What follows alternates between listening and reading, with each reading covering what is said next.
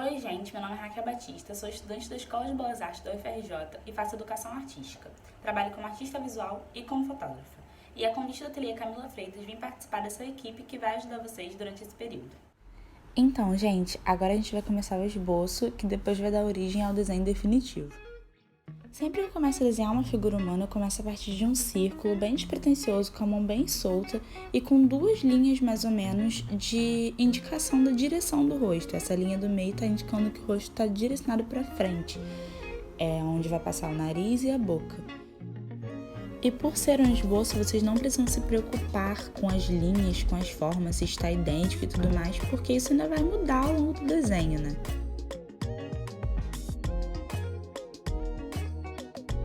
E a primeira coisa que eu reparei de fato nessa modelo, que é importante ressaltar, é que o maxilar dela é um pouco mais quadrado, o rosto dela é um pouco mais largo. E é importante colocar isso agora no esboço, mesmo que a gente vá mudar isso ao longo do desenho, por dois motivos. Um, porque é uma característica marcante dela, que define bastante a imagem dela. E dois, porque os traços externos vão influenciar nos traços internos. Vocês vão ver isso mais pra frente no desenho. Como algumas partes do lado de fora do rosto vão direcionar aonde vai estar cada elemento do lado de dentro. Essas partes acabam sendo influenciadas pela posição dos traços de fora do rosto. E esse é o maior segredo para quando a gente tenta fazer um desenho que é um pouco mais próximo da realidade. É olhar a nossa referência e perceber a relação entre os elementos. Como, por exemplo, o nariz fica mais perto da boca, os olhos são mais juntos, a sobrancelha é um pouco mais perto do olho, e por aí vai. E agora que o formato do rosto está mais ou menos pronto, a gente vai começar a usar as linhas de fora como referência para os traços de dentro.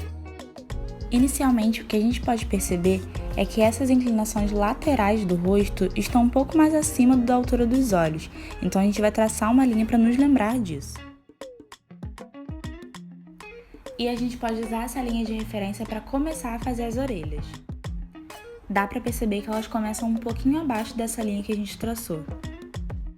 E que o ponto de encontro da orelha com o rosto é mais ou menos a altura dos olhos. Isso você pode perceber no seu próprio rosto. Pega o seu dedo e vai da orelha até os olhos. Você vai ver que é mais ou menos na mesma altura. E deixando a orelha de lado um pouquinho, já que a gente só está marcando a posição mais ou menos de cada. Para começar a marcar a posição dos olhos, a gente pode perceber que o olho nunca começa no início do rosto. Sempre tem um caminho que foi percorrido até chegar, é onde eu estou marcando aí. Tem um espacinho de distância entre o início do rosto e o começo dos olhos. Eu dei uma aceleradinha no vídeo, mas não precisa se preocupar porque essa marcação que eu tô fazendo não tá dando nenhum formato específico. É só para ter noção mais ou menos do tamanho dos olhos. O que você pode fazer para tentar se orientar com relação ao tamanho dos olhos é usar 2 dedos de medida. E depois de marcar o tamanho dos olhos, a gente começa a fazer os primeiros traços do nariz. E aí a gente pode começar a perceber com relação ao tamanho do nariz, que na verdade ele é mais ou menos do tamanho da nossa orelha. Você pode fazer aquela mesma coisa de passar a mão no seu rosto, da orelha até o nariz e perceber que eles acabam mais ou menos na mesma altura. E aí é a hora que você me pergunta, mas Raquel, como é que eu vou saber o tamanho da orelha para saber o tamanho do nariz?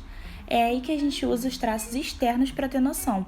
A orelha acaba mais ou menos onde está essa inclinação do lateral do rosto. É onde o rosto dela começa a afinar. Então a gente pode ter uma noção de que o nariz acaba mais ou menos naquela altura também. E logo em seguida a gente consegue perceber que aquela linha que a gente tinha traçado no meio do rosto, que indicava a direção, que no caso é para frente, vai começar a influenciar em pontos como a pontinha do nariz e futuramente a curvinha da boca. A gente também tem que entender que no caso a gente está desenhando uma mulher negra. E sendo assim, os traços dela não vão ser fininhos como de uma pessoa branca ou talvez de uma pessoa amarela, né? Os traços dela tendem a ser mais largos. Claro que tem 500 milhões de variações de tipos de rosto, então temos que dar atenção a isso, pois desenhar pessoas negras ou asiáticas ou qualquer outra coisa é também fazer traços e tudo mais, né? E agora para fazer sobrancelhas, né, a gente pode olhar a partir de onde a orelha termina ou começa, enfim, do topo da orelha, né? A sobrancelha normalmente, no caso dela principalmente, é mais acima. E tem uma inclinação do olho para a sobrancelha, né? A sobrancelha não é exatamente do tamanho do olho, ela é um pouquinho maior.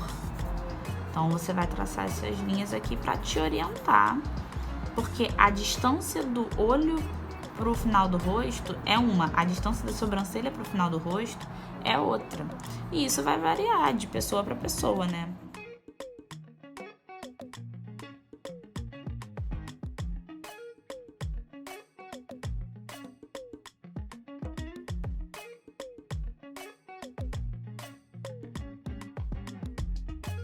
E uma coisa importante ressaltar também é que esse início da sobrancelha também é no início do nariz, porque a sombra do nariz se forma a partir da sobrancelha, né?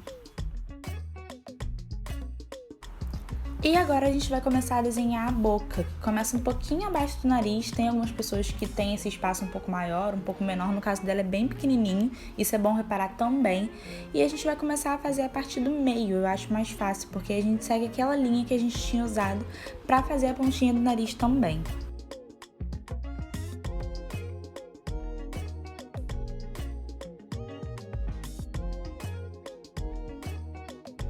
Lembrando que tem que deixar um espaço pro queixo, gente.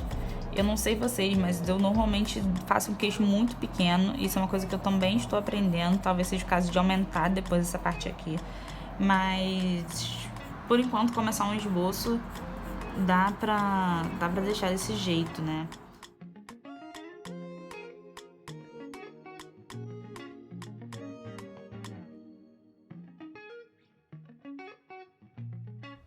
E é nesse momento, pra mim, que o desenho começa a aparecer. Quando a gente sai do esboço e vai pro desenho definitivo, é quando a gente começa a perceber os nossos erros e as coisas que estão diferentes do nosso desenho pra referência. No meu caso, eu achei que o rosto dela estava muito largo, então eu decidi apagar todas as linhas do rosto e trazer um pouco mais pra dentro. Mas aí na sua casa você faz o que você preferir, o que você achar que estiver diferente do seu desenho pra referência, você vai tentando consertar. E isso também inclui começar a trazer os detalhes dos elementos do rosto, como a boca, o nariz e tudo mais. No caso, eu tava fazendo a boca dela e deu pra perceber que ela tem uma curvinha dentro da boca que tá bem dentro daquela linha que a gente tinha feito lá no início. E por aí vai. E são esses detalhes que vão transformar olhos, nariz e boca aleatórios e sem formato que a gente estava fazendo em olhos, nariz e boca, ou seja, o rosto daquela pessoa. E aí eu tava achatando um pouquinho mais as narinas dela, que não são tão pontudinhas quanto eu tinha feito antes.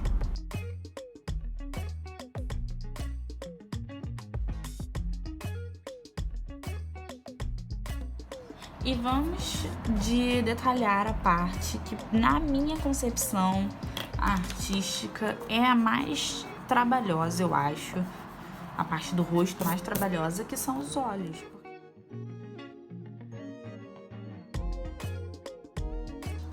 No caso dela, eu acho que essa parte é mais caidinha. E aí volta pra curvinha. Aqui embaixo, né? Como se o olho dela fosse todo redondinho. Aqui é mais caidinho, como se fosse o olhinho de cachorro. Eu acho que também porque a expressão dela tá sendo uma expressão mais de tô nem aí. Tanto que nesse caso do olho dela, a gente vai ter que desenhar a pálpebra. Porque a pálpebra dela tá mais caidinha, ela tá em evidência. Aqui a gente marca um pouco a pálpebra dela, que segue mais ou menos a mesma linha do olho, né? Só que um pouco acima.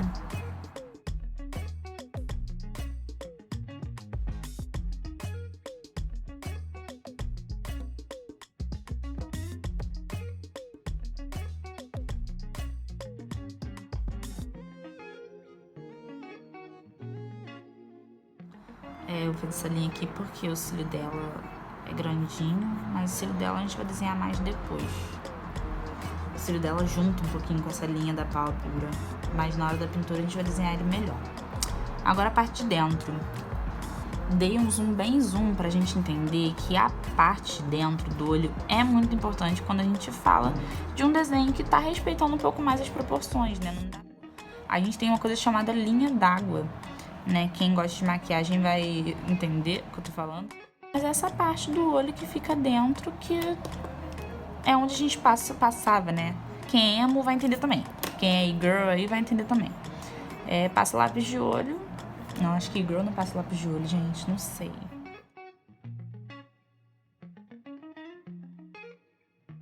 Essa parte, ela dá uma sensação de realismo pro olho, né? Você tá falando da anatomia do olho, isso é importante. E ela tá olhando de lado, assim, ó. Então a pupila dela vai estar mais pra cá, porque ela tá olhando pra lá, né?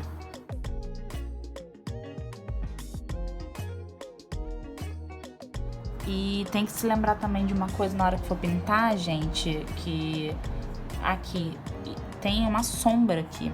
Tipo, essa parte aqui, ó, é sombra. Porque é a sombra dos nossos cílios, é a sombra da nossa pálpebra sobre o nosso olho. Que quando a gente quer fazer um desenho um pouco mais fiel à realidade, a gente tem que colocar. Uma coisa importante é fazer essa bolsinha aqui, que fica abaixo dos olhos, né? Porque mesmo que ela esteja maquiada, todo mundo tem, gente. Isso é natural, entendeu? Aparece mesmo, não tem problema nenhum. Agora a gente vai fazer basicamente a mesma coisa com o outro olho, né?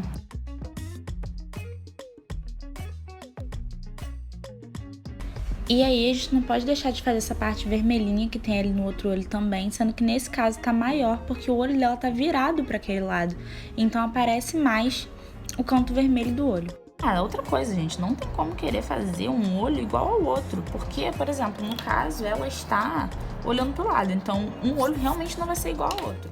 E aí, se fizer um igual ao outro, não fica natural. A gente tem que respeitar. Todo mundo tem um olho um pouquinho maior do que o outro. Isso é normal. Essa pupila, no caso, não tem nada aparecendo aqui porque ela tá olhando pra lá, então a pupila dela tá toda virada pra lá.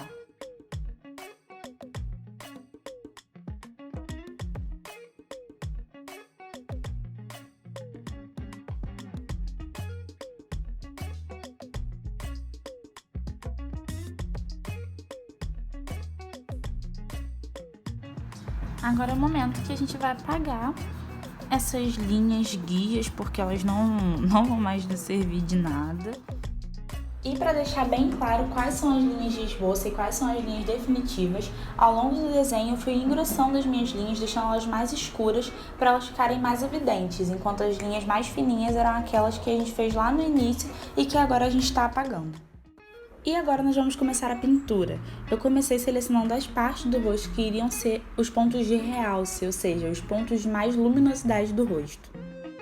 E isso você pode reparar olhando para a imagem e vendo onde está mais claro e onde está mais escuro. Tem alguns lugares que são coringa, mas que variam pela foto por conta da iluminação da imagem mesmo. Mas normalmente na testa, abaixo dos olhos, no queixo, no nariz, porque costumam ser pontos mais altos do nosso rosto. Sendo assim, a luz bate mais. E para começar a pintar, eu estou usando um lápis de tom médio. Ele não é o mais claro que eu vou usar nessa pintura, mas também não é o mais escuro. E eu gosto de começar por ele porque é ele quem vai dividir as partes mais escuras das partes mais claras.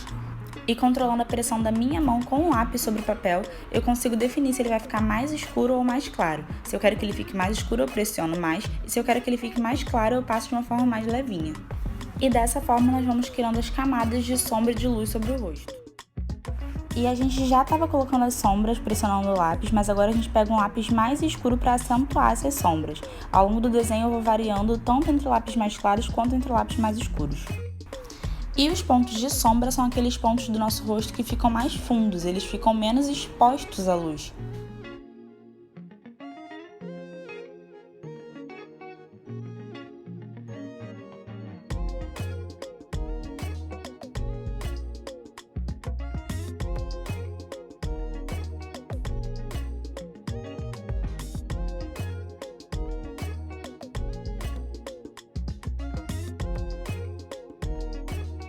E se você perdeu aquela linha do seu desenho que você tinha feito a grafite, você pega um lápis de cor bem fininho da cor dessa linha, no caso a pálpebra está marcada com uma linha marronzinha, e vai passando que ela volta, vai passando por cima enquanto você não está vendo ela. E como eu não tenho lápis de cor aquarelável, esse é o truque que eu uso para homogeneizar algumas partes que são mais claras e não dá para colocar tantos lápis escuros, que é passando um lápis de cor daquele tom mais rosinha claro, que aí ele vai misturando os lápis que você já tinha colocado antes.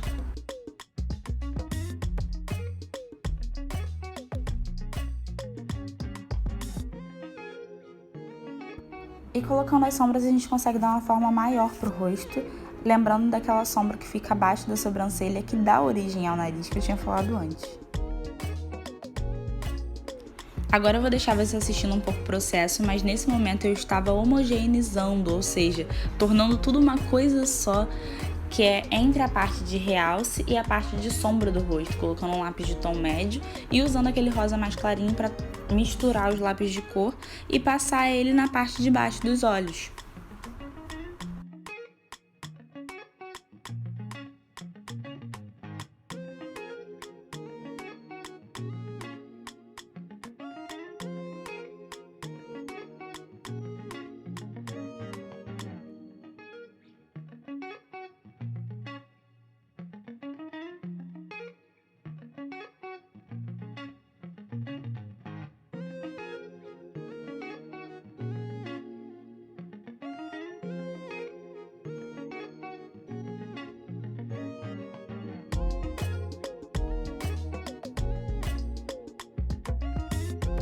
Bom, finalmente chegamos à pintura dos olhos, que eu acredito que pode ser um pouco mais difícil para a maioria de vocês, então eu quero dar algumas dicas.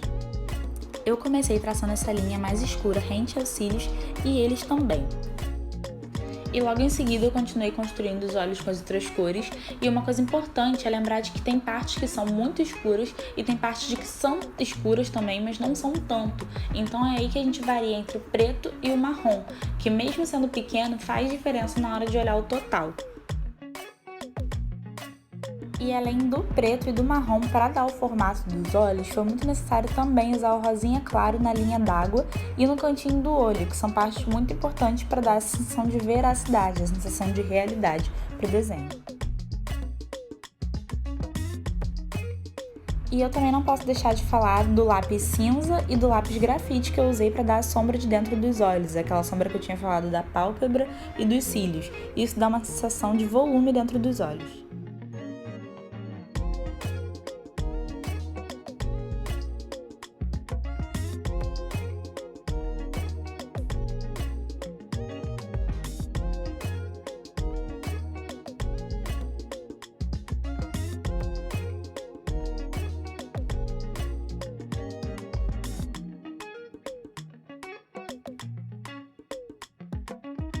E agora vamos para a boca. Eu comecei separando as partes que seriam mais iluminadas, mais no topo da boca, e depois passando aquele marrom médio que ocupa a maior parte da boca. E logo em seguida eu comecei a fazer uma coisa que eu já tinha feito na pele, pressionar mais o lápis para dar as sombras. E essas sombras eram mais na parte inferior e no contorno da boca, deixando assim a parte do meio mais clarinha. E aí você segue nesse processo, apertando o lápis onde você quer que fique mais escuro e deixando o traço mais leve onde você quer que fique mais claro, até chegar no meio e mesclar com o lápis de cor mais claro que você tinha usado. E como vocês podem perceber, a parte de cima do lábio inferior dela é um pouquinho mais rosado, então eu usei aquele rosa clarinho e mais um outro tom de rosa que eu tinha dos meus lábios de cor. E ao longo do processo eu fui mesclando eles com o marrom médio e o mais escuro no final. E lembrando de preservar as partes que você quer que fiquem mais claras, porque vão ser o brilho da boca. E não tem problema de você voltar algo que você já tinha feito. No caso, eu reforcei a sombra que eu tinha feito com marrom escuro com preto, para ficar bem destacada a boca.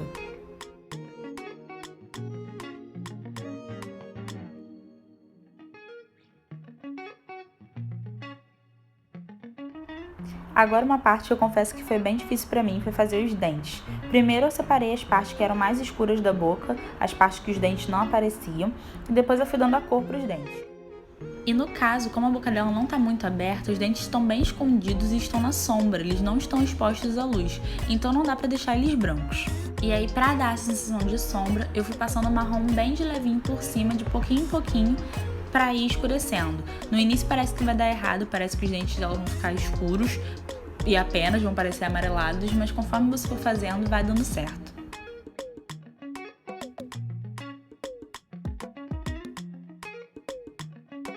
E com o rosto pronto, a única coisa que faltava era o pescoço e o cabelo, e no pescoço eu fiz o mesmo procedimento da pele do rosto, começando pelos tons mais escuros até os tons mais claros, e no cabelo eu pintei de preto e marrom. Espero que vocês tenham gostado, é isso!